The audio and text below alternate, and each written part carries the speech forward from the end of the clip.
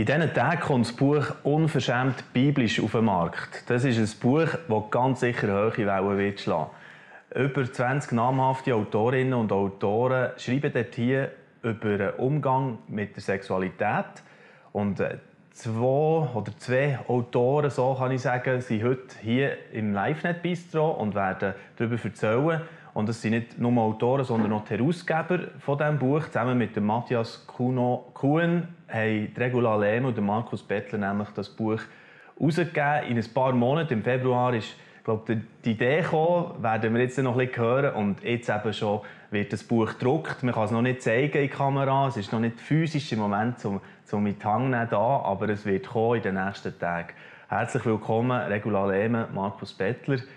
Und wir wollen natürlich zuerst euch ein bisschen kennenlernen und euch noch ein bisschen vorstellen hier in diesem LiveNet-Talk. Regula Lehme, gerade bei diesem Thema «Unverschämt biblisch» oder eben über Sexualethik und all die Themen, die da drin sind. Kannst du uns ein bisschen erzählen, wie du mit diesem Thema unterwegs bist?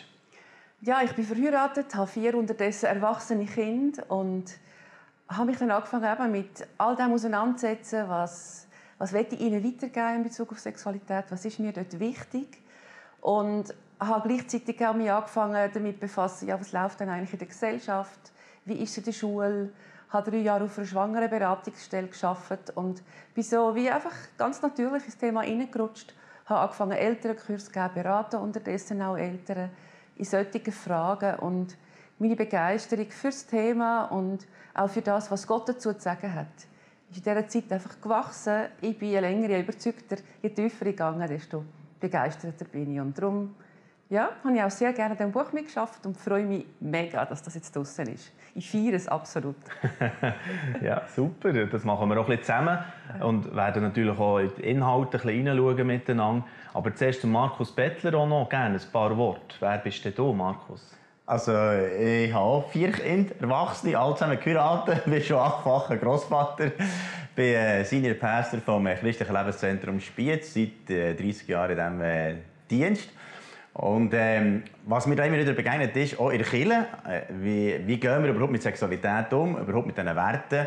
Und dann bin ich noch im nationalen Vorstand unserer Bewegung und da hat man ja immer wieder die Themen gehabt, ja, Homosexualität und all die Fragen. Und das Thema ist hochbrisant im Moment und darum ist auch ein Grund, dass wir noch das Buch gemacht haben. Super, und ich habe es jetzt ja schon gelesen die letzten Tage, ich habe das Skript bekommen und kann sagen, es ist total packend, wenn man da reintaucht und da kommen wir jetzt gerade dazu. Aber ich würde gerne zum Anfang noch den Hinweis machen, selbstverständlich könnt auch ihr wieder mitdiskutieren, wenn ihr irgendwo in den Social Media Kanal einklinkt, ob auf YouTube, Facebook. Das ist immer die Idee, dass man auch Fragen stellen kann, dass man mitdiskutieren kann. Und nachher können wir das je nachdem probieren zu klären oder auch den Autoren oder den Gästen hier, sagen sie so, vom Talk weitergeben.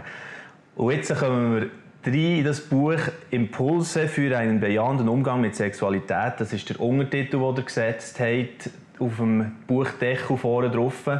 Warum habt ihr das Gefühl gehabt, es braucht ein Buch, es braucht Impulse zu diesem Thema? Markus Bettler. Ja, es ist folgendermaßen. Gerade so Ende letzten Jahres oder auch Anfangs dieses Jahr habe ich von verschiedenen Pastoren einfach so verschiedene Sichtweisen gehört, die mich fragend gemacht haben und dachte, ja, hey, ist das wirklich so? Weil ich bin eigentlich nicht so einer, der da, wie soll ich sagen, die Sachen alles so analysiert. Ich bin eigentlich Gemeindebauer, an Freude, Menschen Jesus lernen kennen und so. Aber dann habe ich gemerkt, das ist wirklich breit. Also viele denken aus meiner Sicht irgendwie ein bisschen einseitig. Ich denke, wir müssen mal das Gewicht schaffen in eine andere Richtung. Ich habe das dann unserem Leitungsteam gesagt und gesagt, du, was machen wir da? Und dann hat mir ein oder anderer Pastor gesagt, schreibe doch ein Buch. Dann habe ich gesagt, ein Buch schreiben? Da ist mir noch nie in den Sinn gekommen, ein Buch zu schreiben.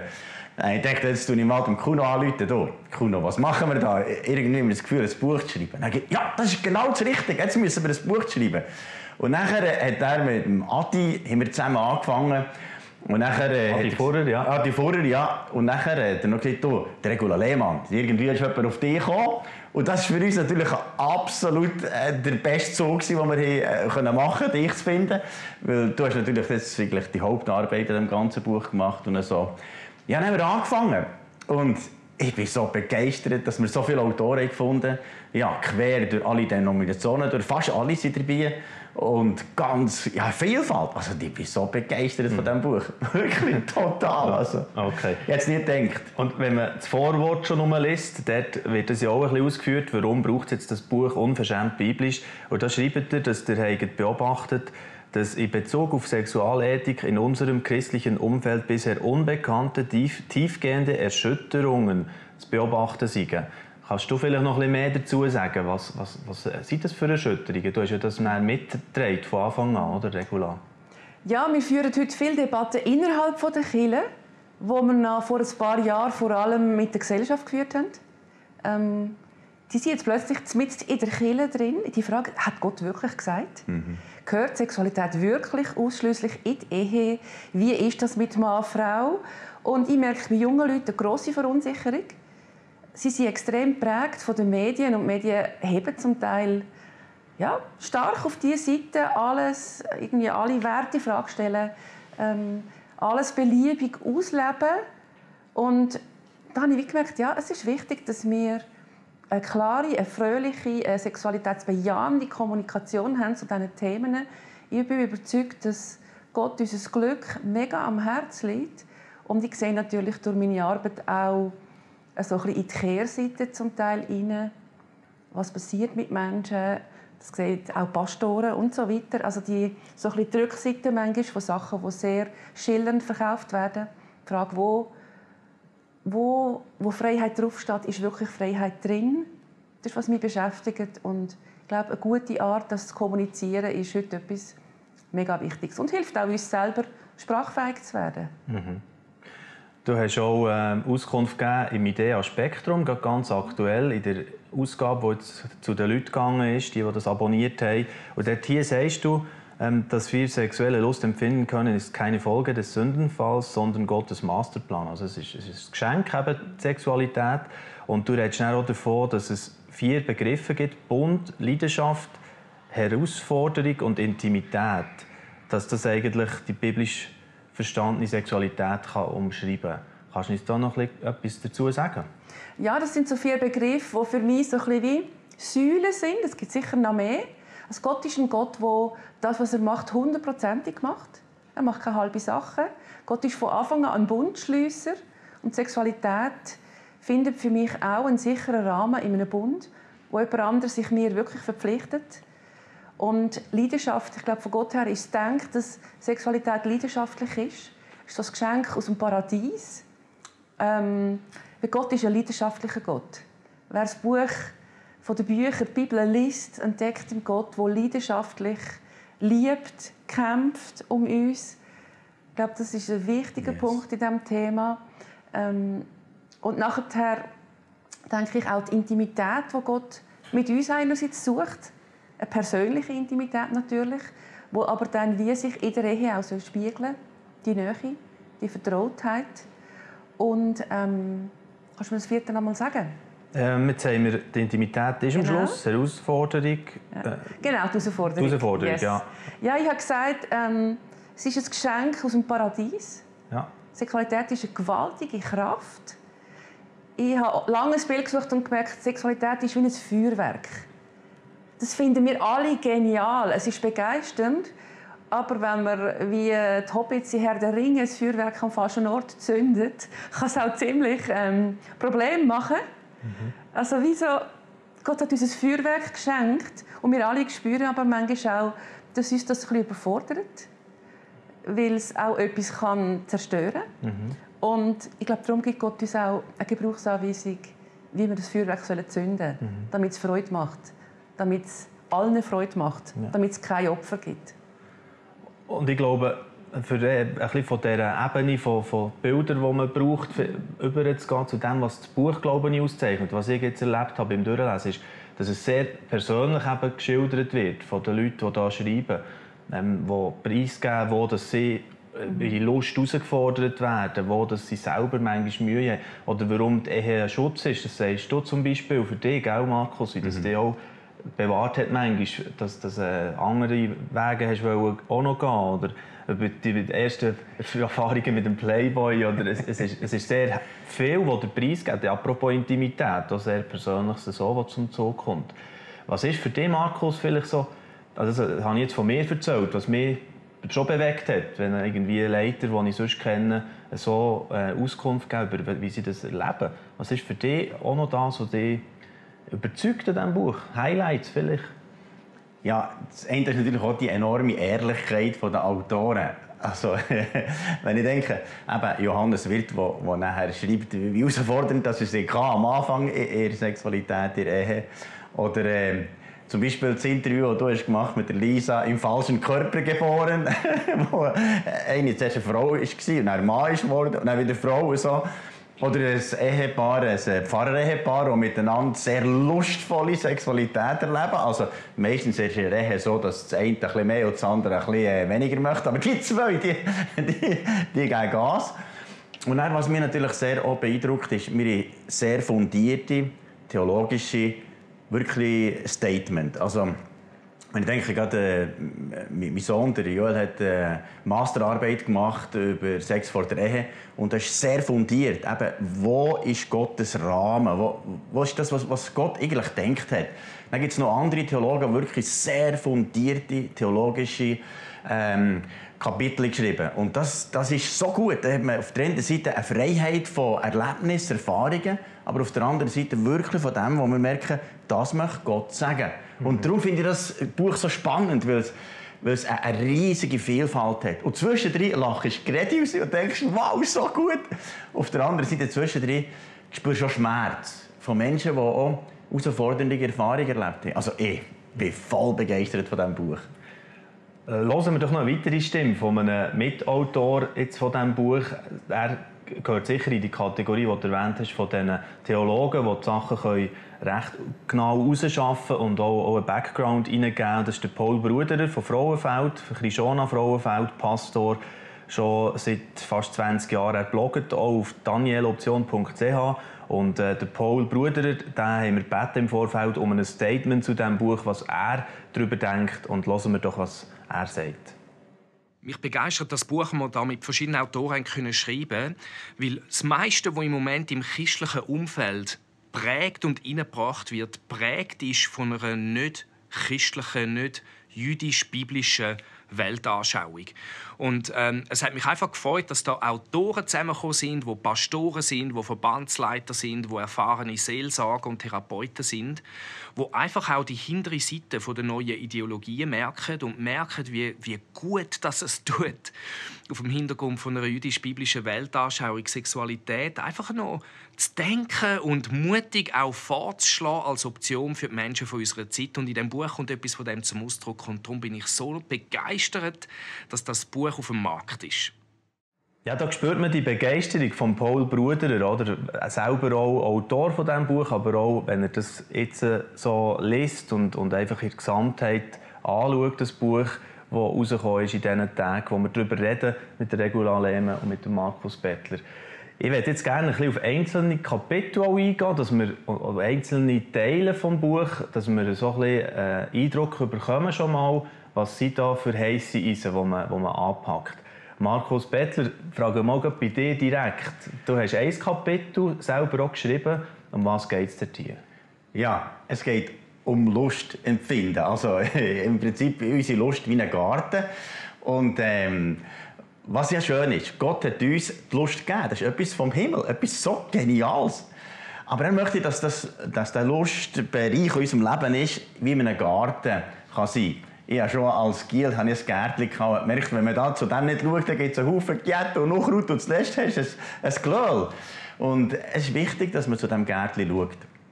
Ich habe gemerkt, meine Lust ist sehr gut, wenn ich das erlebe mit meiner Frau. Aber sonst ist es gut, wenn das irgendwie eingegrenzt ist. Klar, jetzt sagt natürlich jemand, okay, ich bin Singles und so weiter, was mache ich denn da? Das ganze heisses Bereich ist zum Beispiel Umgang mit Selbstbefriedigung und so, habe ich etwas reingenommen, wo ja die Bibel gar nichts darüber sagt und so. Offenbar hat sie uns da die Verantwortung übergeben. Und dass Leute auch nicht ständig mit Schuldgefühlen mal laufen, die das halt auch erleben. Und so, das lohnt sich, das zu schauen. Und was ich einfach merke, Gott hat so gute Ordnungen gegeben. der lustvoll ist, ohne dass es einen Unkrautgarten gibt, der das letzte alles kaputt macht. Und darum ist es so gut, dass man dort auch Pornografie lädt und so. Und da gibt es auch noch ein gutes Kapitel drin über Pornografie und so. Dass man ein erfülltes Leben hat, lustvoll kann leben und merken, das ist gut und gesund für mich selber, für meine Seele. Genau. Du schreibst zum Beispiel auch, wenn wir in unserem Garten Unkraut wachsen, dann kann das alles zerstören. Zum Beispiel, wo das passiert, wo du als Pastor wahrscheinlich auch immer wieder lebst, dass Leute irgendwie wegen dem stürzen sozusagen, oder drüber stoggeln im Leben und nachher richtet es viel Schaden an.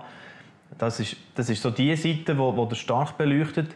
Ich werde gleich jetzt zwischen neben aller Begeisterung schon mal, die wir jetzt haben, und das habe ich auch erwartet, das ist ein Talk der Herausgeber, oder, heute, werde ich auch mal so ein bisschen eine Frage stellen. Ihr werdet ja dann nachher wahrscheinlich den Vorwurf hören, auch ein bisschen von wegen, das ist die wertekonservative Linie, und wie fühlt es sich denn an, wenn man da so manchmal beschimpfen wird, von denen vielleicht auch bejubelt, oder ist das wie gar nicht der Punkt jetzt im Zusammenhang mit diesem Buch? Regula Lehmann, frage mal dich. Ich glaube, du kennst das schon ein bisschen. Ja, ich glaube, es braucht immer wieder die Herausforderung oder die Frage, warum mache ich das? Was ist mein Anliegen dahinter, zu dem zu stehen? Ich bin überzeugt, dass Gottes Ordnungen völlig zeitlos sind. Gott kommt aus der Ewigkeit. Ich glaube nicht, dass es ihn das jetzt wahnsinnig interessiert, was heute gerade bei uns modern ist. Und ich suche die Linie, die sich wie einen roten Faden zieht, durch alle Generationen, durch alle Wechsel von Gesellschaftsströmungen, die wir erleben, suche ich, dass ich nicht immer in diesem Hin und Her stande, sondern wie einen roten Faden habe, den ich angehen kann und der irgendwo plausibel ist. Auch weg von links oder rechts oder was auch immer. Ich glaube, dass Gott wie nochmal ganz eine andere Option hat. Und die suche ich. Und weil ich überzeugt bin, dass das erfüllendes Leben möglich macht, dass das gut ist, auch nicht nur für uns persönlich, sondern für das Ganze. Ich glaube, wir leben in einer Zeit, wo so unser Fokus ganz fest oft auf uns selber ist. Individualismus ist so wichtig, aber Gott schaut für die ganze Welt. Gott schaut für die ganze Gesellschaft. Ihm liegt nicht nur mein Glück am Herz, sondern auch das von meinem Nächsten, das Glück der Kind. Und ich glaube, für das lohnt es sich auch, anzustehen, auch in Diskurs hineinzugehen. Wenn es nur um uns geht, dann lohnt sich das nicht. Wenn es darum geht, Recht zu haben, wenn es darum geht, dass jetzt alle so denken wie ich, lohnt sich das nicht. Aber wenn es darum geht, dass wir lieben, was Gott liebt und denken, wie Gott denkt, dann lohnt sich das, weil das wird uns allen ein Leben bringen. Egal in welcher Situation wir sind. Wir schreiben das Buch auch für Singles, die in einer völlig anderen Lebenssituation sind. Und auch ihnen wird das, was Gott sagt, Leben bringen. Also ich glaube, dass Gottes Ordnungen sogar Menschen Leben bringen und sagen, die gar nicht an ihn glauben. Weil Gott ist der Schöpfer von all dem. Gott ist der Schöpfer von Sexualität. Und was er sagt, hat für mich so eine hohe Priorität, dass man das, glaube ich, einfach nicht sein lassen kann, über das zu reden. Weil das so wichtig ist für uns alle.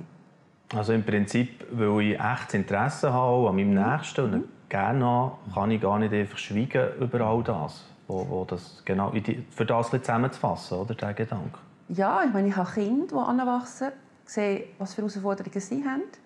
Ich begleite Menschen in ihren Nöten und Herausforderungen.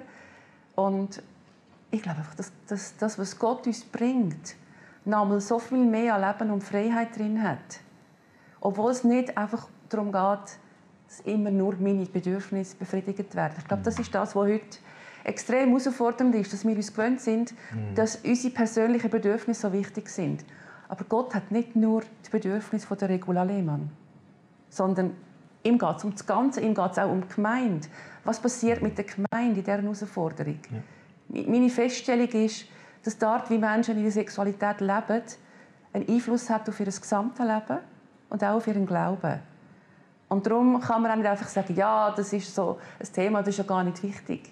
Ja. Weil wir sind so ganzheitlich. Ja. Super.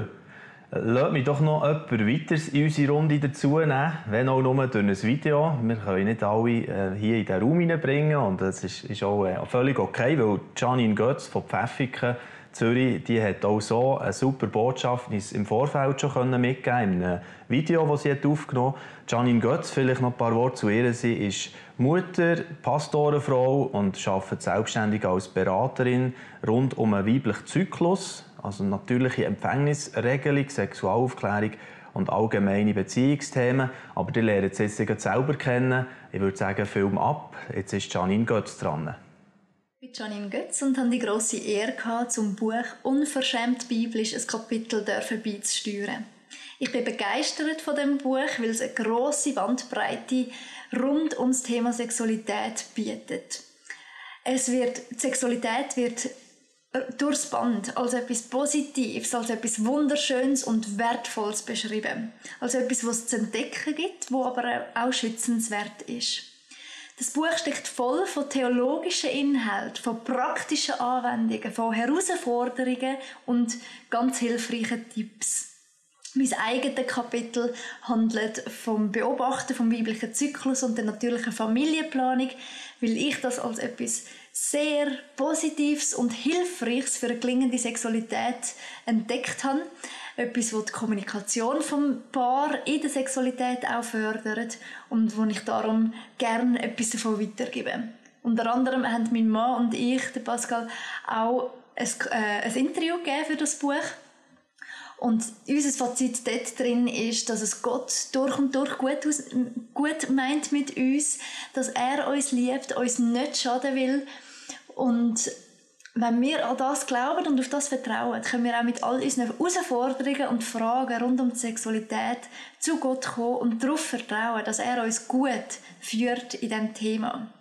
Weil er uns auch in eine gelingende Sexualität will hineinführen.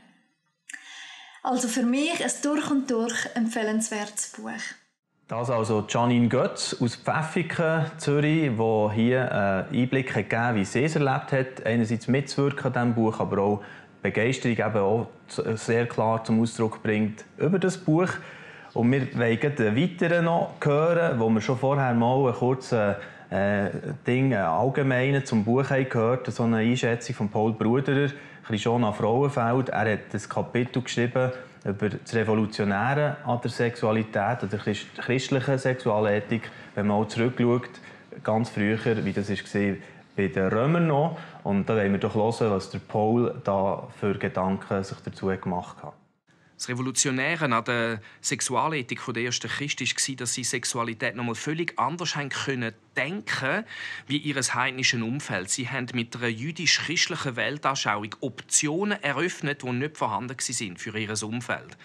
Ihr Umfeld hat heidnisch denkt und heidnisch Sex gelebt und das hat grosse Opfer gebracht, vor allem bei den Frauen und bei den Kindern. Die Frauen hat man einfach nehmen und die haben im Christentum eine totale Befreiung erlebt. Sie können ihrer Sexualität aufblühen, weil sie auch gleichberechtigt behandelt worden ist wie die Sexualität der Männer.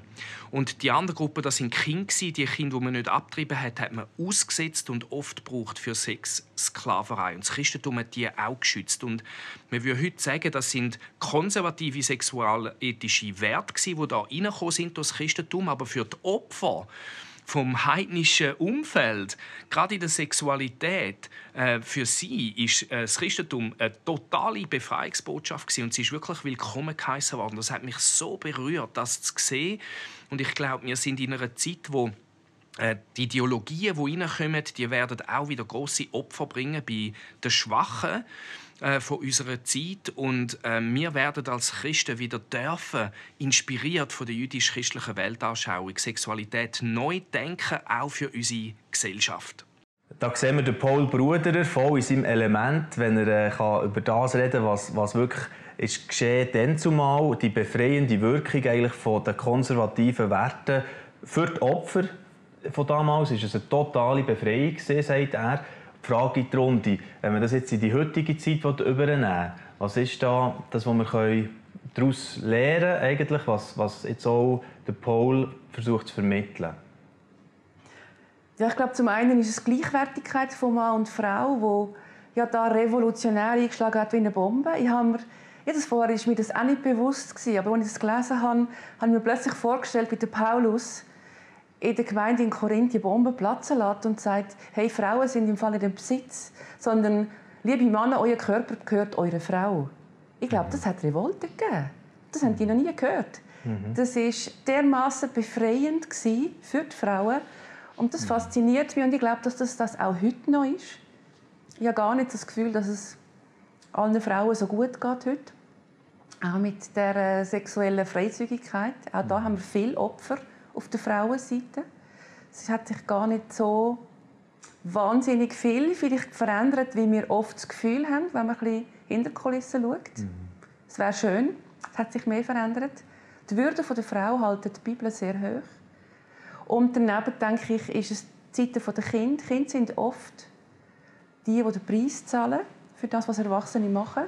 Und ich glaube auch, bei der sexuellen Freizügigkeit sind es oft die Kinder, die den Preis dafür zahlen, was Erwachsene tun. Da haben wir auch eine riesige Verantwortung.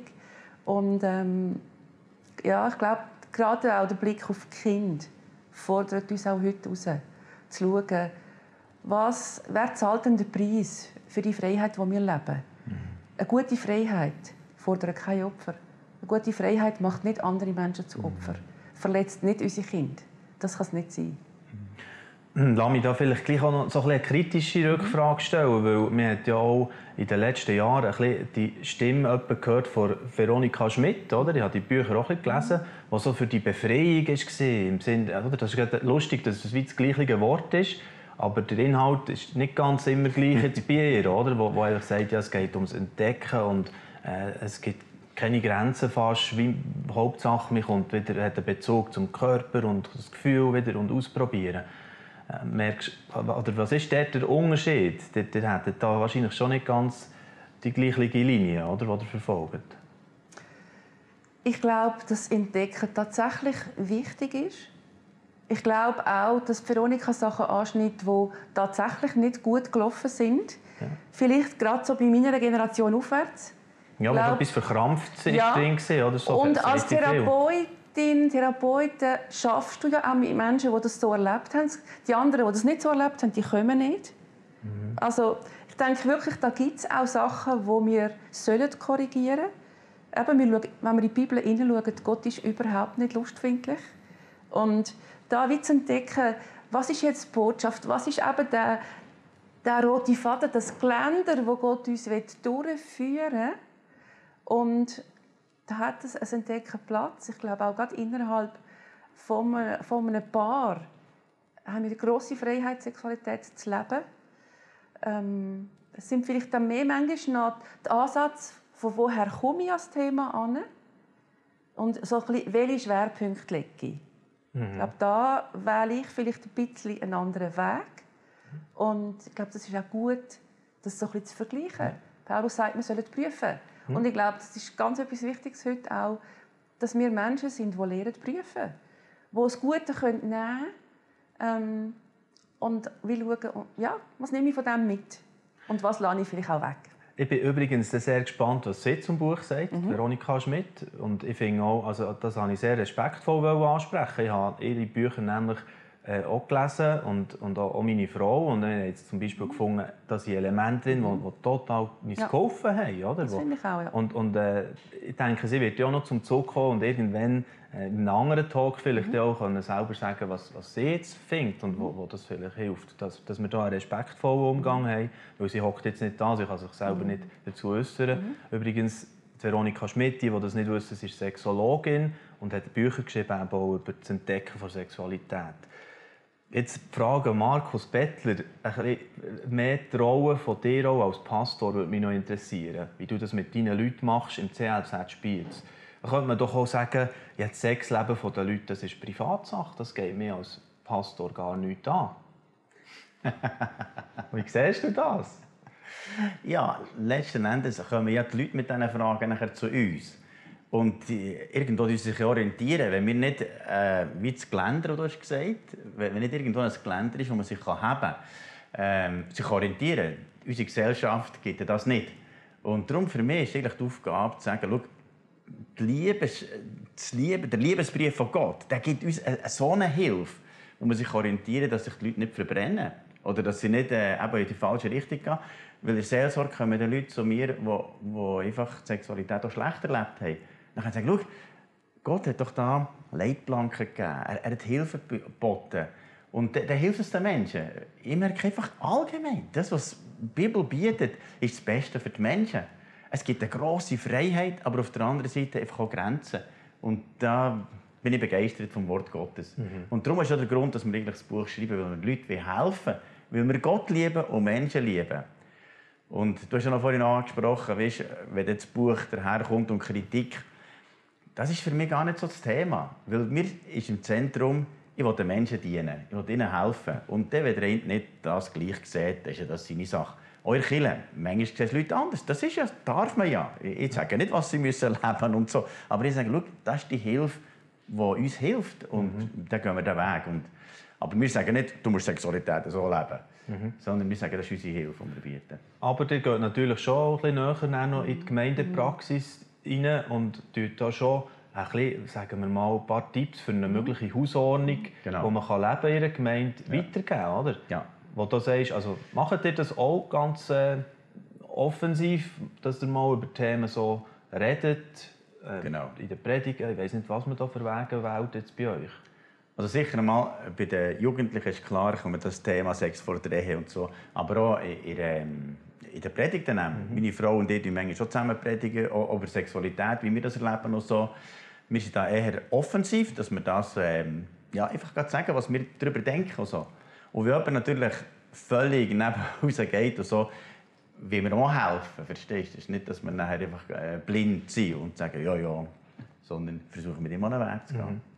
Was würdest du jetzt zu Pastoren, Kollegen sagen, die eher einen defensiveren Weg wählen in diesem Punkt? Dass sie das Buch sollen auch als Herausforderung vielleicht in die Richtung, oder was? Ja, warum nicht? Es lohnt sich mal, das Buch anzuschauen. Ja. Ich selber merke einfach, ich habe die Verantwortung für unsere Kirche. Ja. Und dort sage ich, schau, das ist unsere Hausordnung. Und das haben wir schon. Ja. Und die andere ist sicher, das kann mir helfen. Vor allem am Schluss des Buches hat es ganz interessante Statements drin zu ganz interessanten Fragen. Was So Fälle, so Situationen, wo 8 Beispiele geschildert werden, fiktiv wahrscheinlich, oder? Ja. Sind die. Aber die kommen gleich vor. Aber du hast es schon sicher auch erlebt. Für das auch ein bisschen zu erwähnen. Also was macht man zum Beispiel, wenn jemand plötzlich eine Geschlechtsumwandlung vornehmen will, oder eine 20-jährige Frau in der Gemeinde ist unverheiratet und plötzlich schwanger? Wie gehen wir mit dem um? Und jetzt kommt die und fragt, was soll ich machen? Oder ein 9-jähriger Bub, der noch erwähnt wird, der einfach nichts anfangen mit typischen Gielen-Aktivitäten. Und man irgendwie merkt, die Eltern machen sich Sorgen. Was ist mit ihm? Also solche Sachen, die ihr dann direkt anpackt. Und da habt ihr wahrscheinlich, wie ist das gesehen? So fast ein kleiner Rat der Weisen zusammengerufen, oder wie, Regula Lehmann? Ja, wir haben mal Situationen genommen, wir haben angefangen zu sagen, ja, so könnte man vielleicht an das Thema herangehen. Jede Gemeinschaft hat ja eine Hausordnung. Wir haben auch eine Hausordnung, wenn man die nicht definiert. In jeder Gemeinschaft entsteht eine Hausordnung. Irgendwann weisst du dort, wo du unterwegs bist, ganz genau, was ist so ein bisschen akzeptiert und was nicht. Die kann auch sehr liberal sein, die Hausordnung. Dann weisst du einfach, was du auf der anderen Seite nicht darfst. Ich denke, es ist eine Illusion zu denken, dass wir keine Hausordnung haben. Und es gibt Sicherheit, wenn ich wirklich weiss, was ist die Hausordnung. Gerade wenn ich jemanden anstelle, zum Beispiel in einer Gemeinde. Dass das wie kommuniziert ist, und dass nicht später man plötzlich kommt und sagt, ja, aber du, das geht dann gar nicht. Ich glaube, darum ist so die Empfehlung auch an Gemeinden, macht euch Gedanken. Wie wollt ihr mit diesen Themen umgehen? Und da haben wir mit ganz verschiedenen Leuten das debattiert und so mögliche Wege skizziert. Mir ist ganz wichtig zu sagen, ich sehe die biblischen Leitlinien eben wie ein Geländer. Oder wenn ich an einem Geländer nachlaufe, dann habe ich auf der einen Seite die Orientierung. Auch wenn ich blind wäre, wüsste ich, wo ich durch will. Aber ich habe auch eine Hand frei. Und diese Hand frei brauchen wir in der Anwendung von dem, weil wir Menschen in ganz unterschiedlichen Situationen haben. Ich bin überzeugt zum Beispiel, dass Sexualität im Rahmen der Ehe ausgelebt werden soll. Aber ob ich ein Pärchen habe, das zu mir ins Gespräch kommt, wo sie vielleicht frisch sich für ein Leben mit Jesus entschieden hat und ihr Freund will noch gar nichts von Jesus wissen, ist ganz eine andere Voraussetzung, als ob ich mit jemandem über das diskutiere, der in meinem Hauskreis ist. Seit Jahren vielleicht schon. Ja, das wäre die linke Hand, wo ich Jesus immer wieder frage, du, wie bin ich jetzt mit diesen Menschen über das im Gespräch? Aber ich werde dann auch nicht von diesen Linien weggehen. Also es gibt ja auch andere Beispiele. Gott sagt, wir sollen vergeben. In jeder Beratung, die ich kann, weiss ich, es ist gut für den Menschen, dass ich ihn an die Vergebung anführe. Aber wenn jemand gestern durch einen Mord jemanden verloren hat, gehe ich sicher nicht sagen, du, jetzt gerade heute vergisst du, oder? Nee. Sondern das ist ganz ein anderer Ausgangspunkt, wie wenn jemand kommt, wo ich merke, der trägt schon so lange Bitterkeit mit sich um. Und da wäre es jetzt vielleicht auch wie Zeit, zu sagen, hey, lass doch das los. Und das finde ich so das Gute. Gott gibt uns wie eine Orientierung, wo wir glauben, dass sie ins Leben führt. Und dann gehen wir mit der linken Hand sehr individuell mit Menschen diesen Weg. Super. Und jetzt lasst uns doch einfach, weil es auch spannend ist für den Zuschauer, für die Zuschauerin, einfach mal 2 so Situationen nehmen und dann hören, was ihr da denkt dazu. Das wird nicht genau das sein, was ihr dann auch schreibt im Buch oder wo der Rat der Weisen eben vielleicht zusammen herausgefunden hat. Aber interessant ist es auf jeden Fall.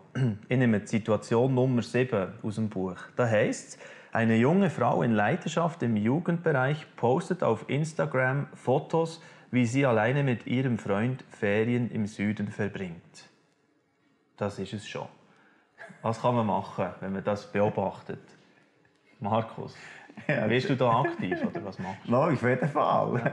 Ich würde zuerst einmal sie fragen, einfach überhaupt, warum sie auf die Idee ist gekommen und so.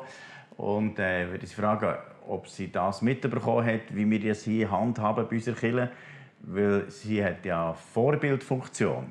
Und weil sie Vorbildfunktion hat, ist das nicht für jeden gleich. Sie kann sagen, ja, du, wir haben keinen Sex gehabt, das ist für uns kein Problem. Aber in dem, dass sie das hat gepostet, tut sie gleich einladen, wir könnten das so machen. Und nicht alle können gleich enthaltsam sein. Wenn ich jetzt da dabei gewesen, wäre es für mich aber schwierig gewesen. Darum habe ich mich dann von dem enthalten. Und würde mit ihr mal ins Gespräch kommen und mal fragen, du, ja, wie ist es für dich? Und würde ermutigen, hey, weil du Vorbildfunktion hast, mach doch das nicht. Ja, okay.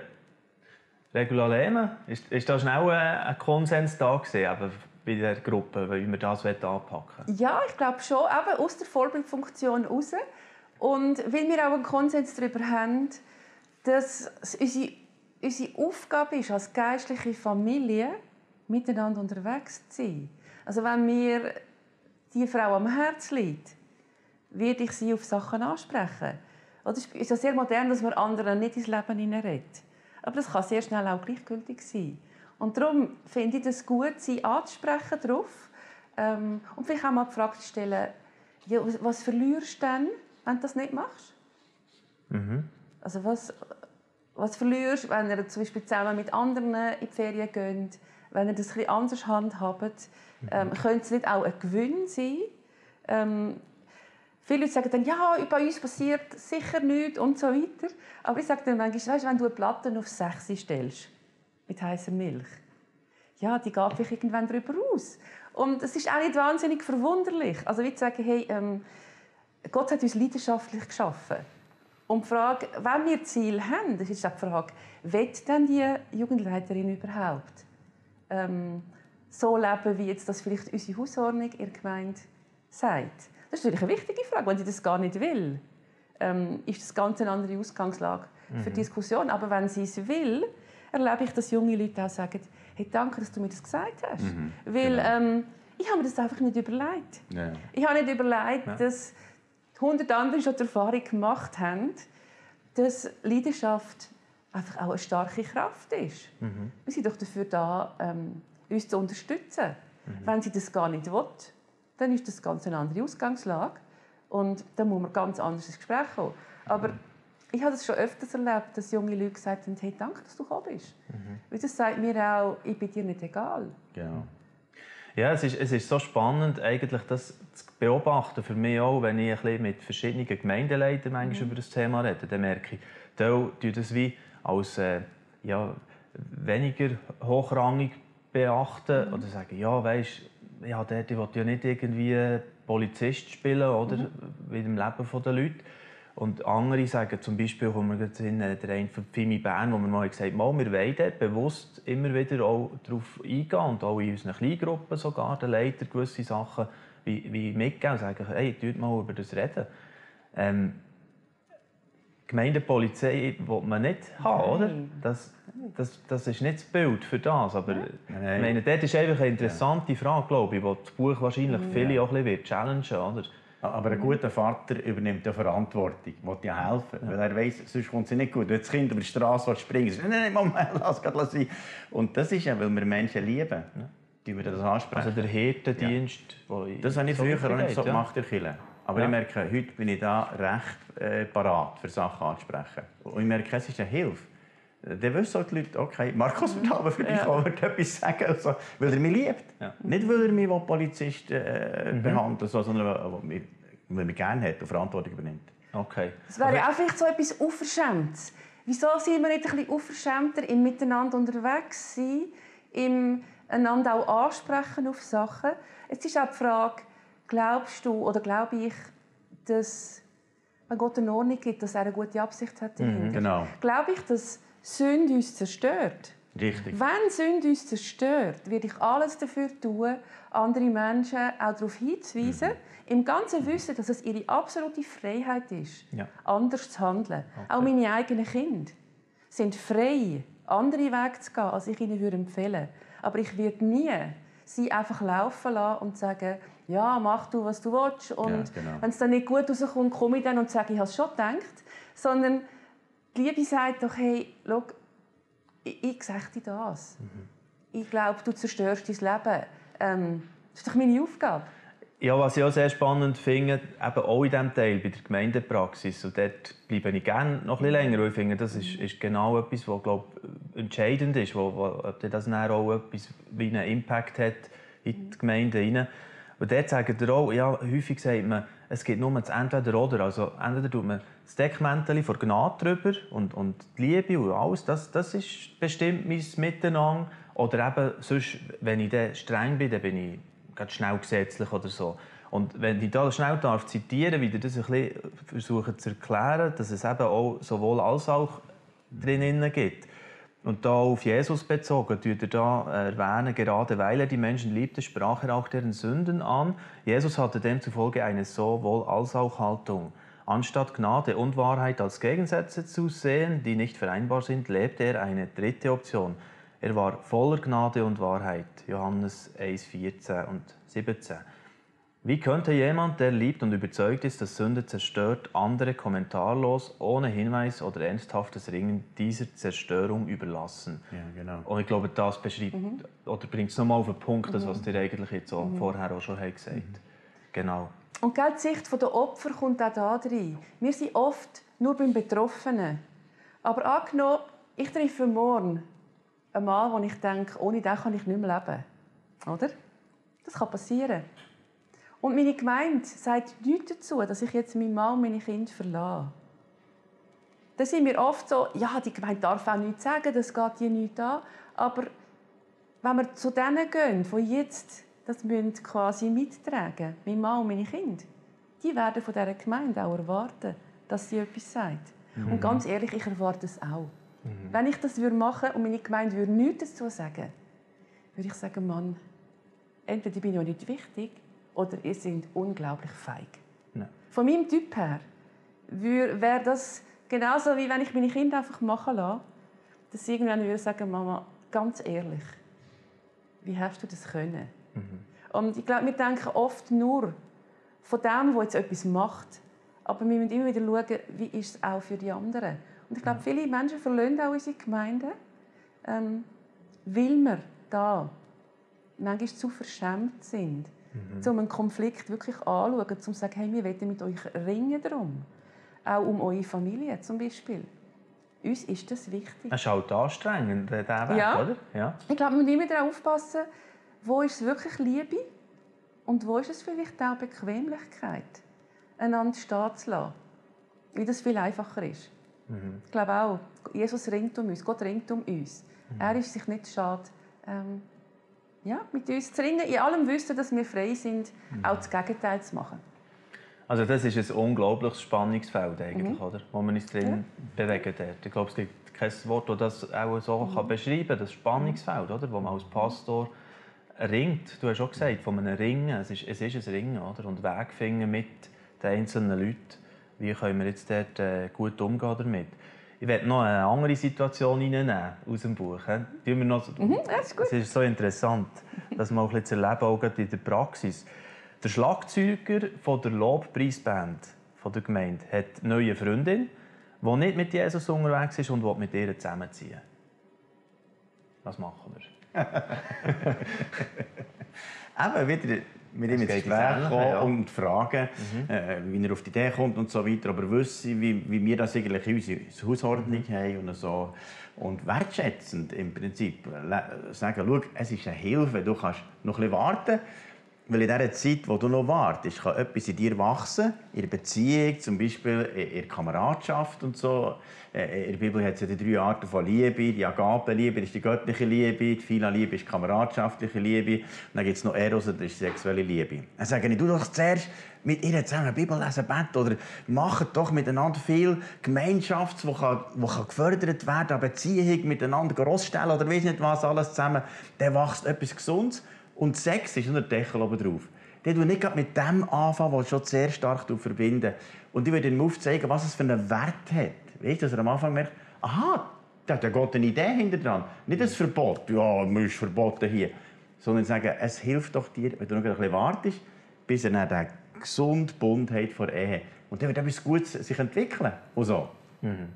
Okay. Nehmen wir noch etwas aus. Da geht es ja auch wieder um die Vorbildfunktion, weil er ist auf der Bühne wieder und Leiter oder so, je nachdem, oder, von der Band.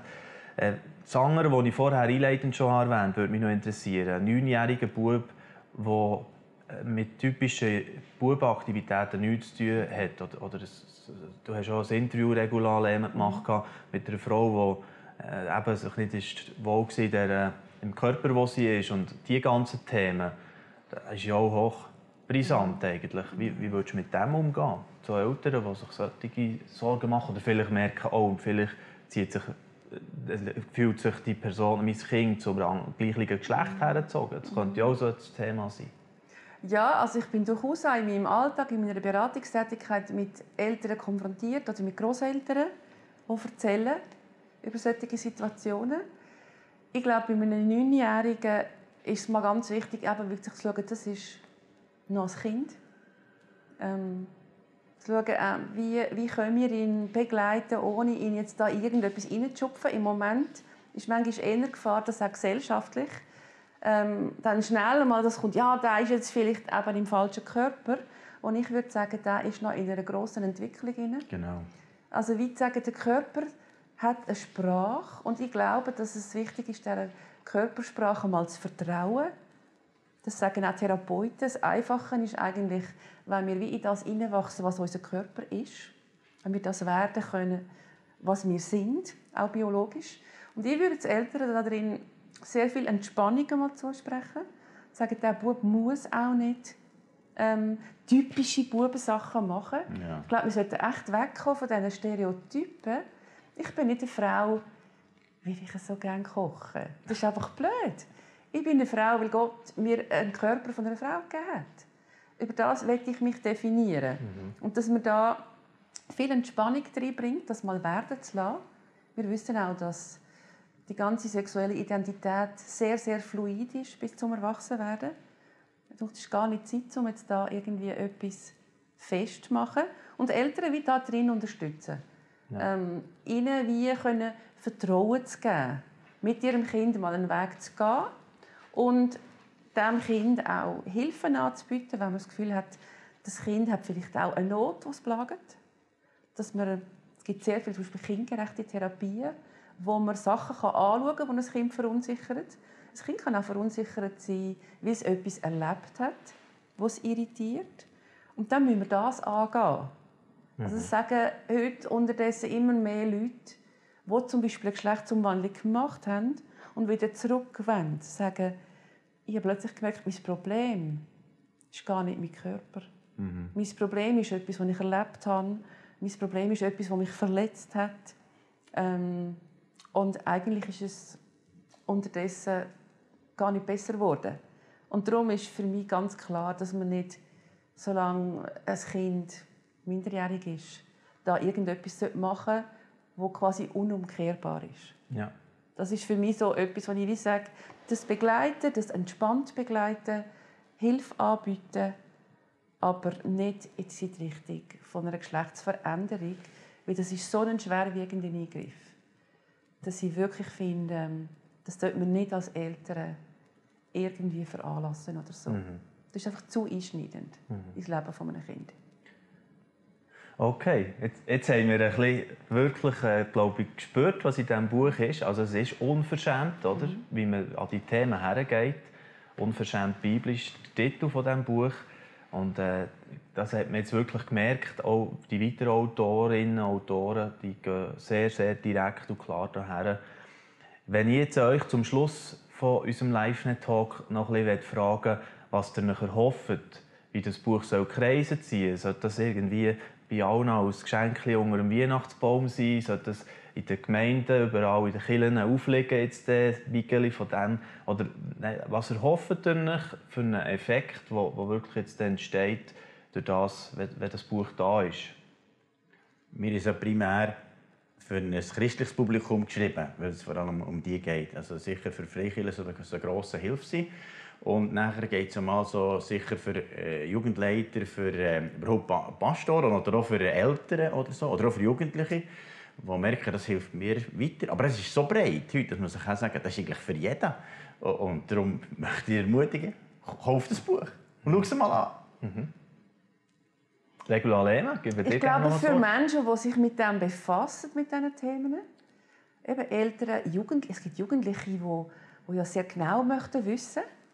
Und weil es ein Buch ist, das trotz aller Fundiertheit eigentlich grosse Themen auf sehr wenig Seiten abhandelt und viele Bilder hat, ist es wirklich auch geeignet für Leute, die sagen, ich würde gerne tiefer in das Thema hineingehen, aber ich möchte jetzt nicht 300 Seiten Fachliteratur lesen. Also ich glaube, es hat so ein bisschen für verschiedene Leute etwas drin, eben auch weil es zeugnishaft ist. Gemeinden, Eltern, Jugendliche, die es wissen wollen, Jugendleiter. Und dann los und diskutieren. Also ich möchte euch zum Schluss einfach herzlich gratulieren zu diesem Buch, das rauskommt in diesen Tagen. Euch beiden, auch dem Kuno, dem Dritten, der dabei ist, der vielleicht einmal reinschaut in den Talk, wer weiss. Ich habe ihm so schon gesagt im Vorfeld, er konnte heute nicht dabei sein. Aber wirklich genial, einfach, wenn man daran hergeht an das Thema. Und ich bin wirklich mega gespannt auf Reaktionen, weitere Reaktionen von Pastoren, von Jugendleitern und eben das Zielpublikum, das ihr vorhin erwähnt habt. Aber auch von euch, liebe Zuschauerinnen und Zuschauer. Vielleicht habt ihr noch eine Rückmeldung drauf auf das Buch oder auf den Talk, Sachen, die hier gesagt wurden.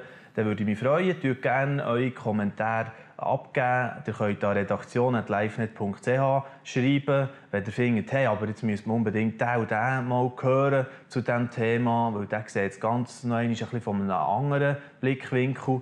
Dann ist das interessant. Ich bin offen für so Anregungen. Oder ihr wollt vielleicht bei YouTube oder Facebook einen Kommentar jetzt noch dazu geben, dann darf die Diskussion gerne weitergehen. Ich glaube, es ist im Interesse auch von den Autorinnen und Autoren. Das heisst am Schluss auch, die Situationen sind Beispiele, wir müssen weiterdenken, wir müssen dranbleiben, wir sind zusammen unterwegs und das ist die Idee, denke ich, auch von diesem Buch. Damit sind wir an einem Schlusspunkt angelangt. Danke vielmals, dass ihr da wart. Regula Lehmann, Markus Bettler. Sehr interessant war, mit euch in das Buch und das Thema ein bisschen reinzugehen. Und euch wünsche ich auch spannende Lektüre, denen, die es tatsächlich werden posten in nächster Zeit, oder sich besorgen, das Buch. Ich kann euch sehr auch empfehlen, dass ihr das macht. Und für euer Interesse möchte ich Ihnen auch herzlich danken an diesem LiveNet-Talk. Wir sehen uns wieder in einer Woche bei einem anderen Thema. Ich wünsche euch einen schönen Tag noch und auf Wiedersehen miteinander.